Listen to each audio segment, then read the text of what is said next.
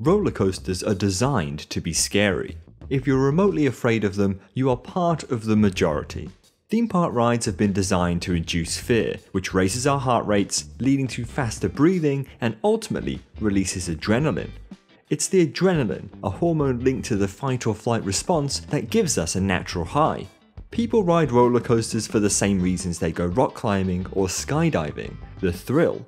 For some, thrill-seeking is a second nature, where fear only adds to the experience. For others, perhaps even yourself, the fear of riding roller coasters stops you from enjoying the ride or perhaps even experiencing it altogether. There's no one-size-fits-all solution to overcoming or even reducing someone's fear of roller coasters. Each fear may stem from a different aspect of rides. So, before we begin to walk through methods to help overcome a fear of roller coasters, it's worth exploring why someone might be afraid in the first place. If one or even several of these things apply to you, hopefully we can help to put your mind at rest. Afterwards, we'll discuss 2 approaches to overcoming the fear, along with a whole host of tips to consider if you do want to. And that's it. It's a choice.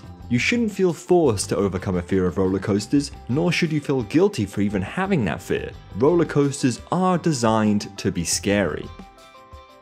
People can be scared of roller coasters for a large number of reasons. In many of these cases, some reassurance or even knowledge can help to reduce how anxious someone might feel. Other times, simply riding roller coasters will ease the fear over time. One of the most common and broad fears can be encompassed by a single question: are roller coasters safe? Roller coasters are designed to be scary, but they're also designed to be extremely safe. In fact, going to a theme park is one of the safest forms of recreational activities out there. Why? Because roller coasters employ a huge collection of features to keep riders safe. Firstly, they use an extensive amount of sensors to track aspects of the ride in real time. Most importantly, these sensors can tell ride operators the locations and speeds of the train at various points around the track. If even one sensor detects that something isn't quite right, the ride will safely shut down, allowing operators to check the fault. When a ride breaks down, most of the time it's because of an overly active sensor, and it's designed that way on purpose. On top of this, roller coasters undergo regular and extensive checks. Theme parks inspect the track and trains, test the systems, and send several cars around the circuit. Only after the entire inspection has been completed can guests begin to board the ride. We've already created a whole video explaining the safety systems employed by roller coasters. If you'd like to learn more about this topic, click the video pop-up or check the description. Some people find themselves disorientated or overwhelmed by the intense forces you feel on a roller coaster. It's not surprising that this is the case for some people. Roller coasters provide sensations that can't normally be experienced. In our everyday lives, there is no common or regular reason why someone might experience multiple G's of force like you do on a ride. So, getting on a roller coaster can be a lot to take in at first. However, roller coasters are not all made equal. Some rides are more intense and intimidating, while others are smaller and more family friendly. Look for roller coasters with lower height restrictions, as these are designed for younger riders, or ask friends or even park staff about the rides that aren't fast or thrilling. Riding smaller roller coasters multiple times can help to acclimatize someone to the sensations of a roller coaster. It's also worth trying to keep your eyes open. When you're on a ride, you naturally prepare yourself for what's to come. If you can't see where you're going, the roller coaster experience is likely to be more uncomfortable and less enjoyable. For some people, it's the fear of going upside down. Many thrilling roller coasters around the world feature inversions, elements of the track that place riders upside down for a brief period of time. If you've never experienced an inversion before, they can seem scary. You might think you'll feel the sensation of falling out. In reality, they don't feel very different from the rest of the ride. 9 times out of 10, you won't feel like you're upside down, and you might not even notice it. Many inversions, like the classic loop, push you down into your seat so you never feel like you're falling out. On top of this, most inversions place you upside down for less than a second. Blink and you'll miss it. Another common fear surrounding roller coasters involves their restraints, the part of the train that holds you in during the ride. Some people get worried that they'll fall out, or that the restraint will open during the ride. If the members of staff operating the roller coaster are happy for someone to ride, that person will not fall out. Restraints have been designed and tested to securely hold everyone in who meets the ride's requirements. All modern roller coaster restraints also feature sensors. This tells the ride operators whether the restraint has been closed correctly. After the restraint has been checked by staff, the roller coaster's computer system confirms all of the restraints are locked before the train can be sent around the ride circuit. If a sensor shows a restraint isn't correctly locked, the ride won't be able to start. Restraints can also only be opened while the train is in the station. The mechanisms in place do not allow the restraints to be undone during the ride. Each modern restraint features multiple redundant mechanisms too, often in the form of duplicate restraint systems, meaning in the extremely unlikely event one mechanism breaks, the restraint would still be held in place by another. We go into even more detail about how roller coaster restraints work in another video. Click the video pop-up or head to the description to learn more. Many of us fear not being in control, or simply even the unknown. Normally, we have control of our lives. We drive our own cars and decide where we want to go. On roller coasters, however, we have no control over what happens and we are unable to guess what it might feel like. Although, a roller coaster is always the same. It can only move along the track. This means that any given ride will be virtually identical to the last. So, we may not be able to control the ride, but we can know what it's going to do. To gain control and begin to remove the unknown, learn what the roller coaster does during the ride. Stand off to the side, watching and following the trains as they go around the track. Or go on YouTube and watch a POV, a virtual front row seat on the train, to learn all of the times it goes up, down, left or right. By doing this, you'll have a better idea of what to expect. You can mentally follow or even anticipate what the ride is going to do, therefore seemingly having more control over the situation. All, or even just one of the fears we've discussed so far, can lead you to having a bad experience on a roller coaster. For many people, a previous bad experience of a ride or roller coaster could cause it to build a fear or hatred of them. A particularly uncomfortable ride, one which is simply too much, can lead us to thinking that every roller coaster must be just as bad. However, as previously mentioned, not all roller coasters are built the same. Some are more comfortable than others, slower than others, less intimidating than others. If you have previously had a bad experience with a roller coaster, now's the time to give them a second chance. Ask your friends, family, or a member of staff at your local theme park to suggest a comfortable roller coaster, one that's good for new riders in particular.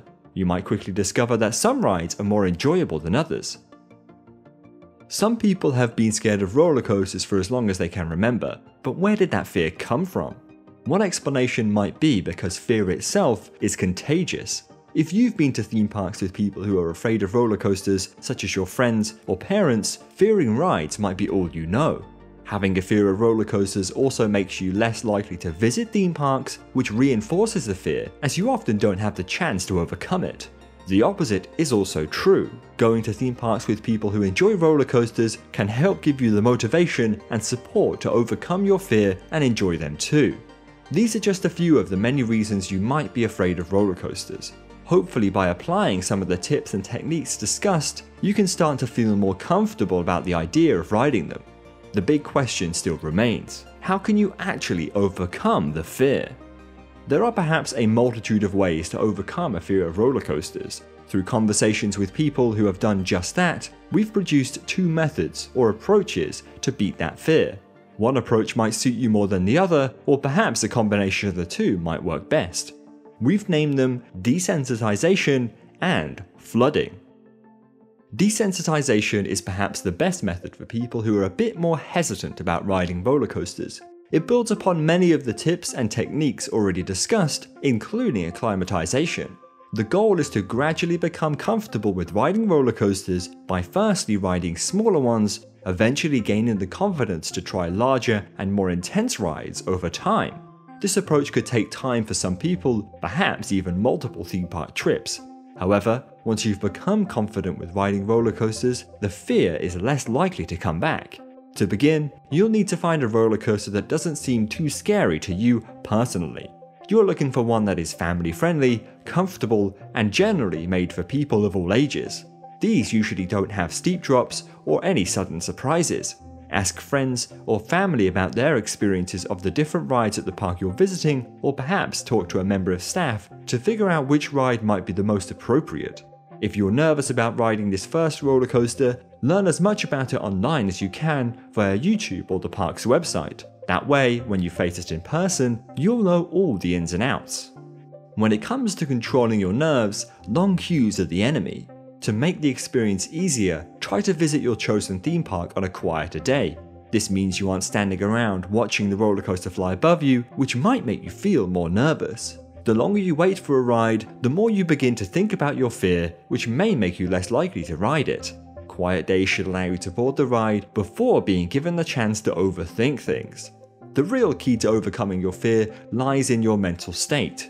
You fear roller coasters because you associate them with a negative outcome. You expect something to go wrong, to feel uncomfortable, to feel out of control. Have an open mind, try to relax, and simply be present during the experience. By removing your expectations, you help to disassociate the negativity of your fear with rides and roller coasters. At this point, let's say you've now boarded. You're strapped in and it's time to go. For many, it almost feels natural to close your eyes during the experience, but this often makes the ride more uncomfortable and less enjoyable. If you can see the track ahead, you can anticipate the turns, hills, and drops, which gives your body time to process what's happening. Screaming or shouting whilst on the ride can also help to release your nerves. It obviously works for some people. If that doesn't work, it's worth remembering roller coasters last only for a few minutes. After a short amount of time, the entire experience will be finished. Now breathe. The ride is over and you've just taken a massive step towards overcoming your fear. At this point, you might be filled with adrenaline, thinking you're invincible and wanting even more. If that's you, it could be worth considering the flooding approach. Most probably won't be feeling that way. So, what's next? Well, you'll need to ride the same roller coaster again, which is definitely the last thing you want to hear at this point. Each time you ride a roller coaster, you become more familiar with the sensations and hopefully a tiny bit less scared. After several rides, you should get to the point where you're able to ride that specific roller coaster comfortably. If not, consider finding a smaller roller coaster to ride. Perhaps you started with one that was just a bit too much. If you are comfortable, you want to move on to a roller coaster which is a little bit bigger. Again, it's worth talking to friends, family, or even staff members at the park to figure out which ride might be most suitable. Desensitization is entirely built around the process of becoming comfortable with one roller coaster before moving up the chain to one which is slightly bigger. Because of this, you'll become familiar with a wide range of roller coasters over time. The ultimate goal here is to either ride the scariest roller coaster in the park, or ride the roller coaster that you've always wanted to ride but haven't been able to. It may be unreasonable to assume that you'll be able to go from the bottom to the top of the chain of rides in a single theme park visit. It could take multiple trips to become familiar, but in the end, your fear will have naturally faded away. Flooding is, well, faster than desensitization. If you have a fear of roller coasters but haven't actually ridden many, this may be the one for you. With flooding, the aim is to overcome your fear quickly by riding what you consider to be the scariest roller coaster you can find. If you've ridden the worst, all of the other rides won't seem as bad anymore. To begin, find the roller coaster you think looks the most scary and intimidating at your theme park of choice. Naturally, this might make you quite nervous. The best way to overcome this is to not give yourself too much time to think about it. Similar to the other method, long queues are your enemy. A quiet day and short line minimize the chance of overthinking things. Once you've boarded, remind yourself that normally roller coaster rides aren't as bad as they look. Otherwise, millions of people around the world wouldn't ride them. As the ride begins, remember to consider your mental state too. Aim to remove expectations of what the ride might be like and instead try to absorb the experience. Have an open mind and, more importantly, keep your eyes open. A minute or two later and the entire ride will be over. If the experience was too much for you, perhaps it's worth trying the desensitization approach. If you love the experience, that's fantastic news. Now you've mastered the biggest roller coaster, you can rest easy knowing you'll be able to master others too. Hopefully you feel energized and ready to try out all of the other roller coasters at your local theme park. I think it's important to note that not everyone likes roller coasters. It's impossible for us to like everything. At least by trying a roller coaster or even attempting one of the two approaches, you'll learn once and for all that roller coasters simply aren't for you. And that's okay. If you don't like roller coasters, hopefully this video will give you the inspiration and confidence you need to try to overcome your fear. If you've already overcome your fear, leave a comment describing the things that helped you conquer roller coasters. That way, you can help others conquer their fears too. Thank you for watching this video, and we'll see you all next time.